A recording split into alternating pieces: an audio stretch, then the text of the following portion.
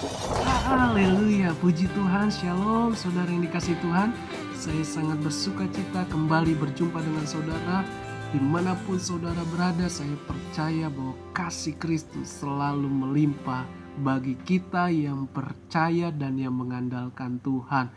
Beberapa menit ini saya selalu membagikan firman Tuhan bersama dengan saya Pastor Henry Indrawan. Dan saya percaya bahwa firman Tuhan itu hidup, firman Tuhan itu penuh kuasa, dan firman Tuhan itu ya dan amin di setiap janjinya. Jadi tema saya berbicara tentang hidup sama seperti garam dan terang. Saya percaya bahwa setiap kalimat firman Tuhan yang akan kita baca punya atau terkandung karakter ilahi. Jadi sebelum itu mari kita sama-sama berdoa. Bapa yang baik, kami datang kepadamu. Kami perlu Roh Kudus menjamah setiap kami, mengajar kami, memberikan pewahyuan pengertian, sehingga firman yang kami dengar bukan ucapan manusia, bukan pengetahuan manusia, tetapi langsung dari Roh Kudus. Berbicaralah bagi setiap karakter atau kehidupan kami, karena hanya Engkau yang dapat mengubahkan kami. Apapun yang kami alami, apapun yang terjadi, bersama dengan Yesus ada mujizat, ada kuasa, ada kemuliaan Tuhan. Dalam nama Yesus urapi kami. Haleluya. Amin. Mari saudara kita lihat Matius pasal 5 ayat 13 sampai 16. Matius 5 ayat 13, demikian firman Tuhan. Kamu adalah garam dunia. Jika garam itu menjadi tawar, dengan apakah ia diasinkan? Tidak ada lagi gunanya selain dibuang dan diinjak orang. Jadi garam ini sudah gak ada fungsi, tidak ada kegunaannya, hanya dibuang dan diinjak orang. Contoh kalau barang rongsokan ada di rumah kita yang udah rusak, yang udah lama, tentu cepat-cepat kita buang karena udah gak ada fungsinya saudara. Yang ada mengundang penyakit, rugi bagi kita, rugi juga bagi sekeliling kita. Jadi garam pun sama, tidak ada gunanya. Ayat 14, kamu adalah terang dunia. Kota yang terletak di atas gunung tidak mungkin tersembunyi. Lagi pula orang tidak menyalakan pelita lalu meletakkannya di bawah gantang, melainkan di atas kaki dian, sehingga menerangi semua orang di dalam rumah itu. Ayat 16, demikianlah hendaknya terangmu bercahaya di depan orang, supaya mereka melihat perbuatanmu yang baik dan memuliakan Bapamu yang di sorga. Puji Tuhan, saudara, Tuhan Yesus selalu memberikan pengajaran tentang firman, tentang karakter atau pribadinya, supaya orang yang mengikuti yang begitu banyak pada saat itu tidak salah, tidak tersesat, tidak hanya tahu dari orang lain, tetapi mereka mengenal langsung, mengalaminya langsung bersama dengan Tuhan Yesus. Dan Tuhan memberikan dua contoh, yaitu garam dan terang. Yang pertama berbicara tentang garam.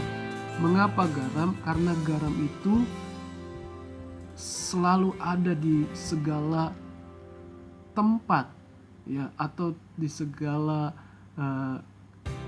kebutuhan manusia, ya, baik di dunia kuliner, dunia kesehatan, dunia kecantikan, dunia kebersihan, pasti ada barang namanya garam. Mengapa? Karena garam itu punya fungsi saudara. Mau di kolong jembatan, di rumah orang miskin, orang terkaya, bahkan di kerajaan pun pasti ada garam karena punya fungsi. Demikian hidup kita juga punya fungsi karena kita mengenal Tuhan Yesus, sehingga kita memberikan rasa bagi mereka.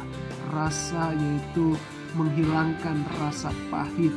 Contoh, sayur pahit dicuci dengan garam maka menetralisir, ya, sayur pahit tersebut. Demikian kita juga di tengah-tengah lingkungan sekitar kita atau dimanapun kita berada, kita pasti berjumpa dengan orang-orang yang pahit hatinya, apalagi di masa pandemi, di dalam tekanan yang begitu bertubi-tubi, dan mereka pasti pahit hati, mereka mudah marah, mudah benci, dan sulit untuk mengampuni. Jadi kita datang, kita arahkan, kita ingatkan bahwa semua itu bukan dari rencana Bapa. Tetapi biarlah kita selalu menjadi garam-garamnya Tuhan, karena karakter ilahi selalu ada bagi setiap kita. Nah, saudara, garam juga bicara tentang mengawetkan makanan supaya tidak basi. Demikian kita pun rindu di mana Tuhan juga, atau Tuhan juga rindu melihat anak-anaknya, yaitu mendukung banyak orang, ya, membantu dengan cara, kalau kita mampu dengan harta kita atau uang kita atau yang lainnya, kita bisa memberi bantuan atau setidaknya kita mendukung mereka. Apalagi orang yang mau melayani Tuhan, kita dukung, kita semangatkan, ya, kita terus membawa dia untuk mengalami rencana Tuhan, bukan dijauhkan, bukan diremehkan, bukan diomong-omongin atau dikata-katain, tapi mari kita dukung siapapun mereka yang mau maju, saudara, karena itulah yang dirindukan Bapa. Puji Tuhan. Nah, yang kedua berbicara tentang terang. Terang itu selalu bersinar di tengah kegelapan. Sirna segala kegelapan. Demikianlah Bapa kita, yaitu Tuhan Yesus, yang penuh dengan kasih, itu berbicara tentang terang. Jadi sederhana dari terang adalah sikap atau sifat kasih itu. Kasih itu berbicara luas. Kasih bukan hanya sekedar memberi, tetapi di dalam kitab Efesus berbicara tentang kita penurut-penurutnya Allah, ya. Jadi jangan ada di antara kamu percabulan, kecemaran, keserakahan, atau perkataan yang sembrono, perkataan yang kosong, yang hampa. Jangan ada di antara kamu, melainkan kita belajar untuk selalu bersyukur. Jadi itulah kasih, saudara. Kita punya pribadi atau karakter Tuhan Yesus yang bukan dari dunia ini, sehingga hal yang demikian, yang bukan rencana Bapa, yang bukan dikehendaki Bapa, itu tidak disebut di dalam kehidupan kita. Jadi percayalah bahwa rencana Tuhan atau karakter Tuhan ingin selalu diberikan bagi kita, anak-anaknya, sehingga orang dunia terkagum karena kita ada di dalam Tuhan Yesus Kristus. Puji Tuhan, itu saja yang saya bagikan.